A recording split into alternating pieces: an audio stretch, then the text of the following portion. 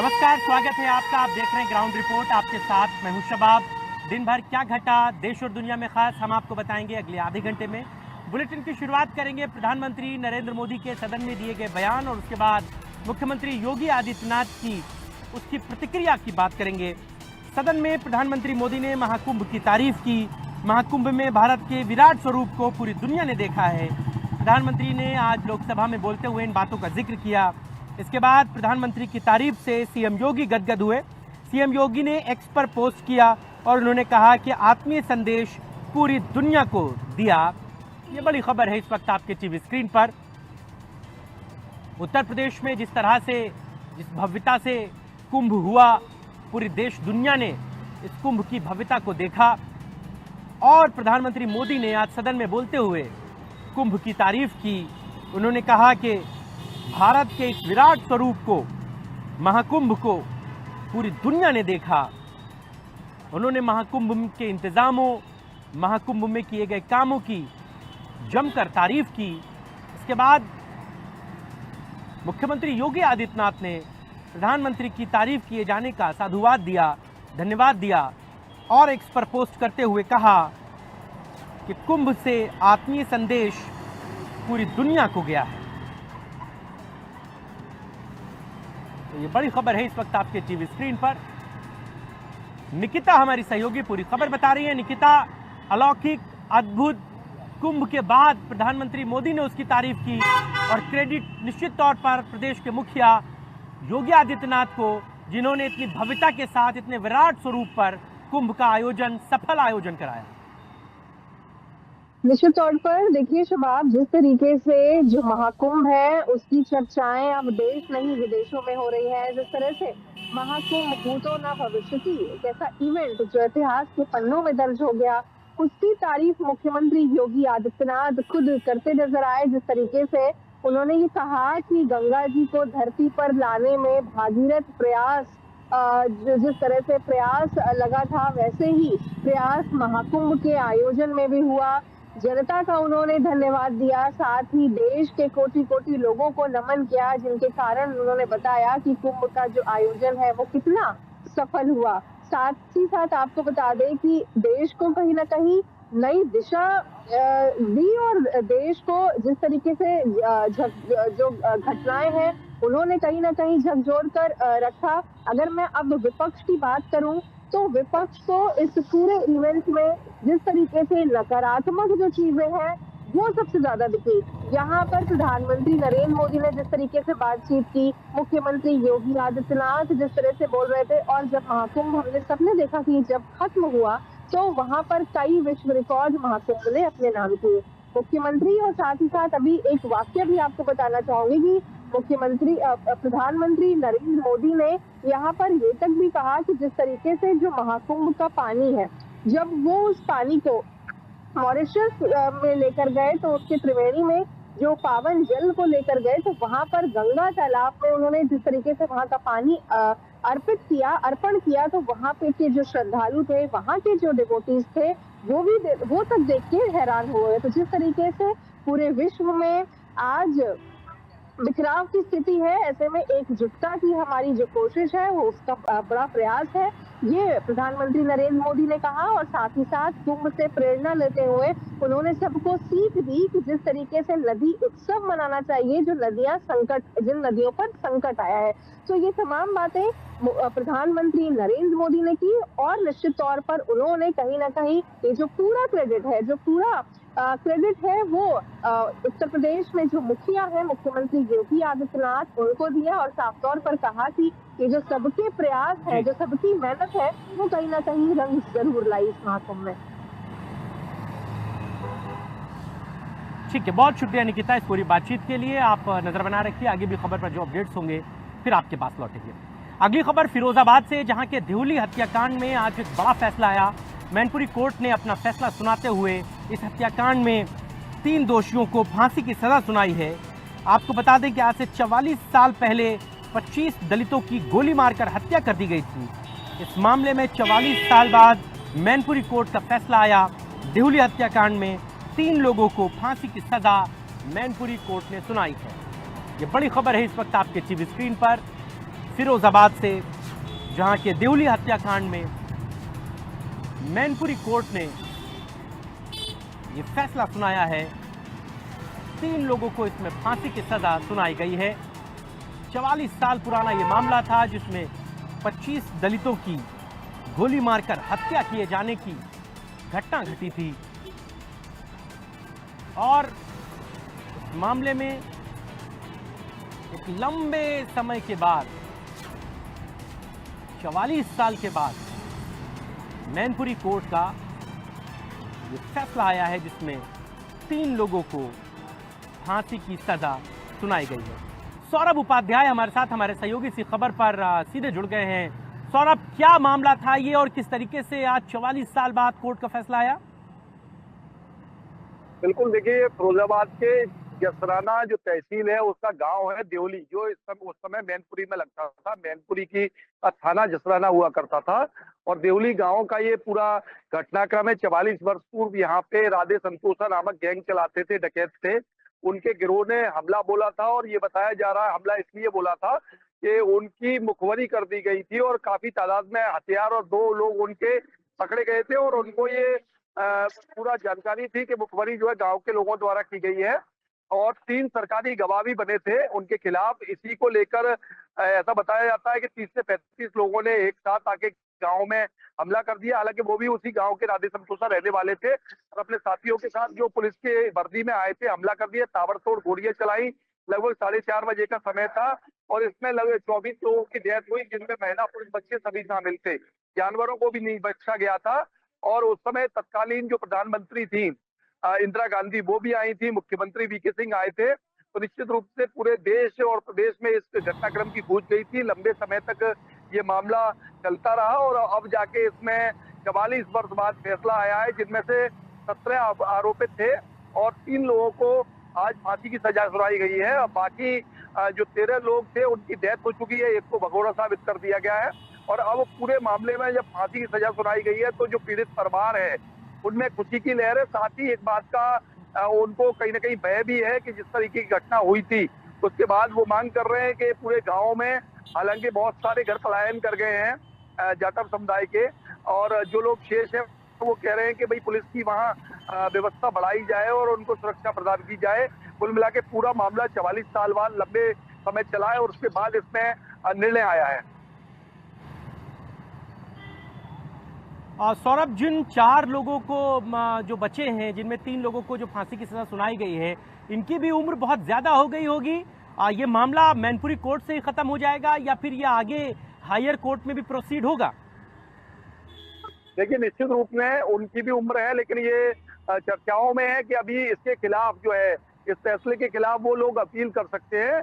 अब देखने वाली बात ये होगी, उम्र काफी है, आप बिल्कुल ठीक कह रहे हैं कि उनकी भी उम्र काफी है और लंबे समय जो कि 44 साल ये चला है और उस समय उन लोगों की उम्र लगभग 20 से 25 वर्ष रही होगी जिस समय उन्होंने इस घटनाक्रम को अंजाम दिया। तो निश्चित रूप से अभी उनकी उम्र भी वृद्धावस्था की हो रही है। अब देखने वाली बात ये होगी क्या वो लोग इसके फैसले के खिलाफ अपील करते हैं या क्या आगे की कार्रवाई रहने वाली है।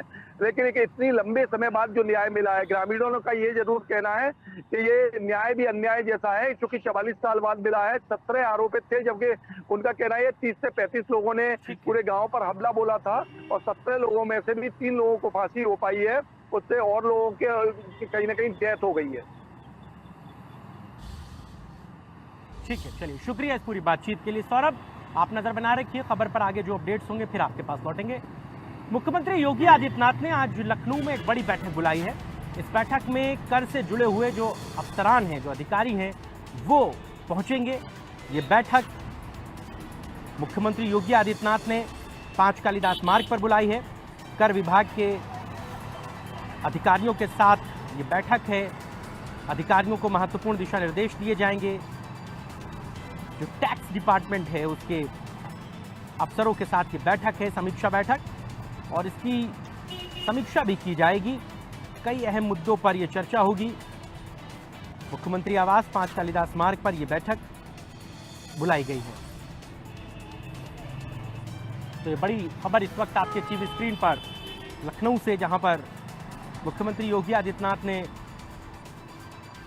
टैक्स डिपार्टमेंट के अधिकारियों के साथ ये बड़ी बैठक बुलाई है और इस बैठक में टैक्स डिपार्टमेंट से जुड़े हुए तमाम जो इश्यूज हैं उन पर डिस्कशन किया जाएगा। निकिता हमारी सहयोगी इसी खबर पर सीधे जुड़ गई। निकिता, बैठक कितने देर में शुरू होगी और किस तरीके से इस बैठक में टैक्स को लेकर के मुख्यमंत्री समीक्षा करेंगे? देखिए शबाब, मुख्यमंत्री Yogi Adityanath time to time departmental wise जो बैठक है, मीटिंग है, वो करते हैं और इसी क्रम में आपको बता दूं, आज लगभग 8 बजे मुख्यमंत्री योगी आदित्यनाथ राजकर विभाग की समीक्षा बैठक करेंगे और जाहिर है समीक्षा करेंगे पहला इस विभाग की, डिपार्टमेंट की, और समीक्षा में जो कुछ चीजें हैं, जो कुछ दिशा निर्देश देने हैं वो तय करेंगे। विभिन्न मदों से होने वाली जो आय है उसको लेकर के मुख्यमंत्री योगी आदित्यनाथ समीक्षा बैठक करेंगे। 8 बजे जो ये जो विभाग है, डिपार्टमेंट है, उसके जो अधिकारी हैं, अफसर हैं, उनके साथ ये बैठक करेंगे मुख्यमंत्री योगी आदित्यनाथ अपने आवास यानी 5 कालिदास मार्ग पर। ये महत्वपूर्ण बैठक होगी और बैठक के बाद अब देखने वाली बात ये होगी कि आखिर क्या कुछ दिशा निर्देश देते हैं, क्योंकि यहाँ पर पहले ही मुख्यमंत्री ने एक रूल बनाया था कि डिपार्टमेंटल वाइज जो बैठक है, मीटिंग्स है, वो कंडक्ट करेंगे, उसकी समीक्षा कंडक्ट करेंगे। एक रिपोर्ट कार्ड उस बेसिस पे तय होगा कि कौन से काम किस किस विभाग में कहाँ तक है, अंतिम चरण में है। तो फिलहाल आज जीएसटी से रिलेटेड मुद्दे और साथ ही साथ टैक्स की अगर मैं बात करूं तो उससे रिलेटेड जितनी भी चीजें हैं उसके दिशा निर्देश मुख्यमंत्री योगी आदित्यनाथ आज इस बैठक में देंगे और बैठक से संबंधित जितने भी अधिकारी हैं उनकी मौजूदगी में, साथ ही मुख्यमंत्री योगी आदित्यनाथ की अध्यक्षता में ये बैठक होगी। और अब ये देखने वाली बात होगी कि आखिर इस डिपार्टमेंट को लेकर के क्या दिशा निर्देश और ऑर्डर्स मुख्यमंत्री योगी आदित्यनाथ अधिकारियों को देते हैं। ठीक है निकिता, बहुत शुक्रिया इस पूरी बातचीत के लिए। लखनऊ के बाद अगली खबर श्रावस्ती से आपको बताएंगे, जहां पर एक टीचर का जो करतूत है वो सामने आई है। ये टीचर यहां पर पढ़ने वाली छात्राओं को अश्लील फिल्में दिखाता था। परिजनों की शिकायत के बाद मुकदमा दर्ज किया गया है। फिलहाल आरोपी टीचर प्रभाकर श्रीवास्तव को निलंबित कर दिया गया है। ये स्कूल टीचर दरिंदा बन गया था और छात्राओं को ये अश्लील फिल्में दिखाता था। परिजनों की तहरीर पर मुकदमा दर्ज किया गया है। फिलहाल आरोपी टीचर प्रभाकर श्रीवास्तव को निलंबित कर दिया गया है। तो बड़ी खबर है इस वक्त आपके टीवी स्क्रीन पर। श्रावस्ती से, जहां पर एक टीचर छात्राओं के साथ अश्लील हरकतें करता था, छात्राओं को अश्लील फिल्में दिखाता था और जब छात्राओं ने इस बात की शिकायत अपने परिजनों से की तो परिजनों की तहरीर पर फिलहाल मुकदमा दर्ज कर लिया गया है और आरोपी जो टीचर है, जिसका नाम प्रभाकर श्रीवास्तव बताया जा रहा है, उसको निलंबित कर दिया गया है। ये बड़ी खबर है इस वक्त आपके टीवी स्क्रीन पर श्रावस्ती से। कैसे शिक्षा के मंदिर में अध्यापक अश्लीलता का खिलवाड़ करते हैं, खुलेआम छात्राओं के साथ अश्लीलता करते हैं, उसकी एक वानगी देखने को मिली, जहां पर ये टीचर छात्राओं को अश्लील फिल्में दिखाता था। जब छात्राओं ने इसकी शिकायत अपने घर वालों से की, अपने परिजनों से की, उसके बाद परिजनों ने पुलिस में इस बात को बताया, पुलिस में शिकायत की और फिर तहरीर दी, जिसके बाद इस टीचर के खिलाफ मुकदमा दर्ज हुआ है। टीचर का नाम प्रभाकर श्रीवास्तव बताया जा रहा है और उसे विभाग की तरफ से निलंबित भी कर दिया गया है। मिथिलेश पूरी खबर बता रहे हैं हमारे सहयोगी श्रावस्ती से। मिथिलेश, किस स्कूल का मामला है और क्या कुछ है अभी अपडेट? साहब जी बताना चाहूंगा, उत्तर प्रदेश के श्रावस्ती जनपद के शेषिया थाना क्षेत्र का पूरा मामला है। उच्च प्राथमिक विद्यालय संतोलिया का पूरा मामला है, जहां पर एक शिक्षक हैवान बन गया, जो रक्षक होना चाहिए वो भक्षक बन गया। जो छात्र उसके यहाँ पढ़ने आते थे उन्हीं के साथ वो यौन मामले में संबंध हुआ है और ऐसे में लगातार जब शिकायत की गई है तो उसे निलंबित कर दिया गया है और आगे की कार्रवाई जारी है। लगातार पुलिस उसे गिरफ्तार करने में लगी हुई है। बताया गया है कि वो बच्चों के साथ जो मासूम बच्चियां हैं वहां पर स्कूल पर पढ़ती हैं, उन्हें वीडियो फिल्म दिखाता था, जो ब्लू फिल्म होती है उसे दिखाता था और उन्हें कहीं न कहीं प्रताड़ित करता था। इसको लेकर मामला दर्ज किया गया है और पुलिस उनकी तलाश कर रही है। साथ ही जब इस मामले में बीएसएस से बात की गई तो बीएसएस ने साफ तौर पर कह दिया है कि उसे निलंबित कर दिया गया है और आगे की कार्रवाई लगातार जारी है। यहाँ के बच्चे जो हैं, छात्र जो हैं, वो लगातार परेशान थे। उन्हें डर था कि यहाँ इस विद्यालय में अगर जाएंगे तो हमारे साथ ये घटना न हो जाए। इसको लेकर कई बच्चों ने विद्यालय भी छोड़ दिया है। इस मामले में जब जिलाधिकारी व उप जिलाधिकारी से बातचीत की गई है तो उन्होंने कहा कि ऐसी मामला सामने आ गया है। अब कोई बच्चों पर डरने की जरूरत नहीं, क्योंकि शिक्षक को निलंबित कर दिया गया है और आगे की कार्यवाही लगातार जारी है। जी सारा जी। ठीक है, बहुत शुक्रिया मिथिलेश जी इस पूरी जानकारी के लिए। आप नजर बना रखिए खबर पर, जो भी अपडेट्स रहेंगे फिर आपके पास लौटेंगे। श्रावस्ती के बाद रुख कन्नौज का, जहां पर पॉलिटिकल पार्टीज के नेताओं के बीच आपसी झड़प सामने आई है। बीजेपी नेता के साथ समाजवादी पार्टी के नेता की मारपीट हुई है और इस हमले के बाद बीजेपी नेता की हालत नाजुक बनी हुई है, उन्हें अस्पताल में भर्ती कराया गया। मामला बीजेपी नेता राशिद के हमले से जुड़ा हुआ है और आरोप समाजवादी पार्टी के नेता टिंकू पाल पर लगा है। बीजेपी के नेता की हालत नाजुक है, हॉस्पिटल में उनका इलाज जारी है। कन्नौज के सदर कोतवाली के पाल चौराहे का ये मामला है।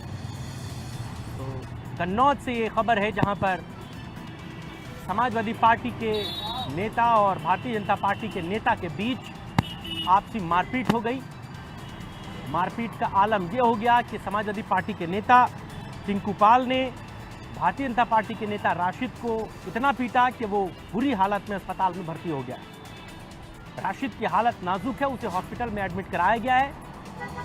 सदर कोतवाली के पाल चौराहे का ये पूरा मामला बताया जा रहा है। चुनावों से पहले पॉलिटिकल पार्टीज के नेताओं की आपसी जो झगड़े हैं, आपसी जो फसाद हैं, वो सामने आ रहे हैं। अनुराग हमारे सहयोगी कन्नौज से पूरी खबर बता रहे हैं। अनुराग, कब का ये मामला है और क्या अभी हालत है बीजेपी नेता की? बिल्कुल, आपको बता दूं कि आज सुबह जो है राशिद, जो कि भाजपा नेता है, अपने 3 दोस्तों के साथ में पाल चौराहे स्थित जो है एक होटल पर चाय पीने गया था। वहीं जो है एक सपा नेता टिंकू पाल और उसके 10-15 दोस्तों ने मिलकर उस पर चुनावी रंजिश को चलते हुए उस पर हमला कर दिया। हमले में जो है वो मरणासन स्थिति में हो गया और ये चोट इतनी गंभीर थी कि वहां से उसको जिला अस्पताल पहुंचाया गया। जिला अस्पताल से उसको जो है नाजुक स्थिति होने की वजह से उसको कानपुर रेफर कर दिया गया है और वहीं पर उसका जो है इलाज चल रहा है और स्थिति अभी जो है चिंताजनक बनी हुई है। उसके परिवारी जन जो है थाने पहुंचे हैं और थाने में पहुंचकर जो है एफआईआर दर्ज कराई है। तो वहां पर जो एफआईआर दर्ज हुई है उसमें 7 लोगों के नाम दर्ज हैं और 8-10 लोग जो है अज्ञात हैं। तो इस तरीके से उस पर मुकदमा दर्ज कराया गया है। अभी जो राशिद की स्थिति है वो नाजुक बनी हुई है और इससे पहले भी चुनावी चकल्लस को लेकर या राजनीति मामलों को लेकर इनसे पहले भी ये लोग जो है आपस में आमने सामने आ चुके हैं। इससे पहले भी झगड़ा हो चुका है और आज जो है पाल चौराहे पे इस तरीके की घटना को जो है अंजाम दिया गया। जी ठीक है, बहुत धन्यवाद अनुराग इस पूरी जानकारी के लिए। नजर बना रखिए खबर पर, जो भी आगे अपडेट्स होंगे फिर आपके पास लौटेंगे। कन्नौज के बाद अगली खबर वाराणसी से, जहां पर एक स्कूल के भीतर बच्चों से बोरियां उठाए जाने का वीडियो सोशल मीडिया पर वायरल हुआ। इस वीडियो के वायरल होने के बाद बीएसए ने कार्रवाई की है। प्रधानाचार्य को निलंबित कर दिया गया है। ये मामला चिरई गांव कंपोजिट स्कूल का है, जहां पर बच्चों से बोरियां उठवाई जा रही थी और बोरी उठवाए जाने का वीडियो सोशल मीडिया पर वायरल हुआ, जिसके बाद बीएसए ने इस मामले का संज्ञान लिया। चिरई गांव कंपोजिट स्कूल के जो प्रिंसिपल हैं उनको निलंबित कर दिया गया है और इस मामले में अग्रिम जांच के आदेश दे दिए गए हैं। तो ये बड़ी खबर है वाराणसी से आपके टीवी स्क्रीन पर। वाराणसी के चिरई गांव कंपोजिट स्कूल का ये पूरा मामला है, जहां पर बच्चों से काम कराया जा रहा था, बोरियां उठाई जा रही थी और इसका किसी ने वीडियो बना लिया और वीडियो बनाने के बाद इसे सोशल मीडिया पर वायरल कर दिया। सोशल मीडिया पर जैसे ये वीडियो वायरल हुआ, मीडिया की सुर्खियां बना, उसके बाद जो बीएसए हैं उन्होंने इस मामले पर कार्रवाई करते हुए प्रिंसिपल को निलंबित कर दिया है। आकाश हमारे सहयोगी पूरी खबर बता रहे हैं। आकाश, क्या है पूरा मामला, कैसी बोरियां उठवाई जा रही थी इनसे? देखिए, वाराणसी के कहरवा स्थित कंपोजिट विद्यालय का मामला है, जहां पे छात्रों से अनाज की बोरियां उठाई जा रही है। इन बोरियों का वजन 50 किलो है। हालांकि वजन उठाते समय बोरियों को अंदर रखते हुए किसी ने वीडियो बना लिया। वीडियो बनाने के बाद सोशल मीडिया पर अपलोड कर दिया। सोशल मीडिया पर अपलोड करते ही कमेंट, तरह तरह के लोग कमेंट करने लगे, जिसके बाद जो बनास के बेसिक शिक्षा अधिकारी है उन्होंने जांच बैठा दी। जांच में दोषी पाए जाने के बाद प्रधानाध्यापक जो है उनको निलंबित कर दिया है। उसके साथ ही 17 जो सहायक अध्यापक है उनकी वेतन रोक दी गई है। शबाब।